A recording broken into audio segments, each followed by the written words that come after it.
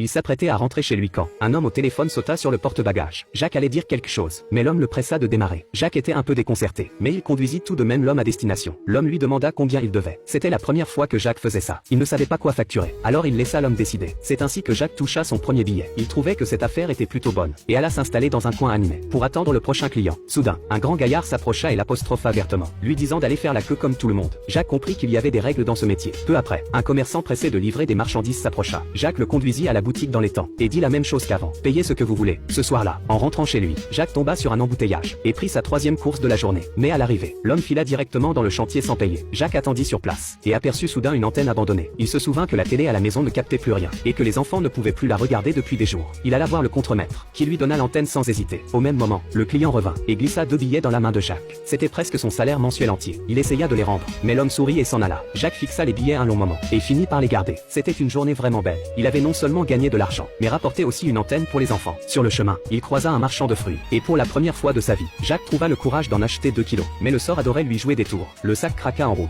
et une bonne partie des fruits se répandit par terre. De retour chez lui, Jacques installa l'antenne, et ressentit une fierté profonde. Tout ça grâce à sa moto. Ce soir-là, il la lava avec ses enfants, et lui ajouta même quelques pièces neuves. Le lendemain, il se lança officiellement comme mototaxi, et la vie s'améliora peu à peu. Un jour, Jacques décrocha une mission de livraison. Il prit la route avec l'équipe, mais sa moto tomba en panne en plein milieu du trajet. Il s'arrêta sur le bord de la route, et donna des coups de kick désespérés, jusqu'à ce qu'elle reparte enfin. Mais l'équipe était déjà loin devant. Il roula dans tous les sens pour les retrouver, et finit par s'arrêter à un carrefour. Une mauvaise pensée lui traversa l'esprit. Jacques décida de ramener le réfrigérateur chez lui. Sa femme lui dit qu'il n'en avait pas besoin. Jacques dit qu'il voulait juste le garder une nuit. Il hésita longuement ce soir-là. Le lendemain, il se rendit au marché de l'occasion. Un vendeur lui en proposa 5000. Mais Jacques trouva ça trop peu, et repartit. Il fit le tour de quelques autres boutiques, sans trouver un prix convenable. C'est alors qu'il vit un camion chargé d'autruches, et se souvint brusquement qu'il avait perdu son emploi à cause d'une autruche disparue. S'il lui vendait ce réfrigérateur, quelqu'un d'autre perdrait peut-être son travail aussi. Finalement, Jacques rapporta le réfrigérateur. Son patron fut très touché par ce geste, et lui remit plus de 15 000 en pourboire, ainsi qu'un certificat de travail officiel.